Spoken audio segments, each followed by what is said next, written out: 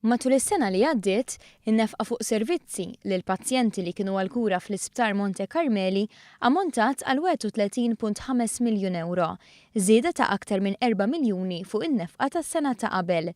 Fl-istess waqt, iż-żieda fin-nefqa li għamel il-Gvern fil-qasam tas-saħħa mentali kienet laħħa aktar minn 5.5 miljun euro. Tarif moti fil-Parlament dwar in-nefqa tal-Gvern fil-kura s-saħħa mentali kompla juri l-impenn tal-Gvern f'dan il-qasam. Id-Deputat Prim Ministru Ministru għas-Saħħa Chris Fearn għal Mawa News li l-Gvern qed jaħdem fuq pjan nazzjonali dwar is-saħħa mentali u dan bis-sem ta' Barts u l-Għaqda Dinjija tas-Saħħa, proġett li fost l-oħrajn jinkludi rinnovazzjoni tal-Isptar Monte Carmeli kif ukoll il-bini tas-Sptar Mentali ġdid f'Mater Dei.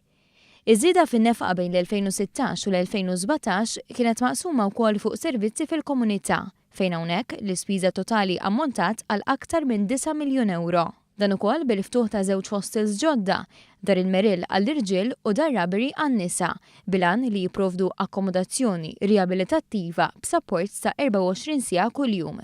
Barra minn hekk, is-servizzi ta' Day and Mental Health Clinics fl-2017 swew aktar minn 8 miljun euro, żieda ta' aktar minn miljun fuq is-sena ta' qabel. Il-Ministru Fearn qal li din il-ħidma kontinwa turi l-impenn tal-Gvern f'dan il-qasam tant delikat u l-impenn tiegħu li jkompli jiżviluppa u jinvesti fis-settur tas-saħħa mentali.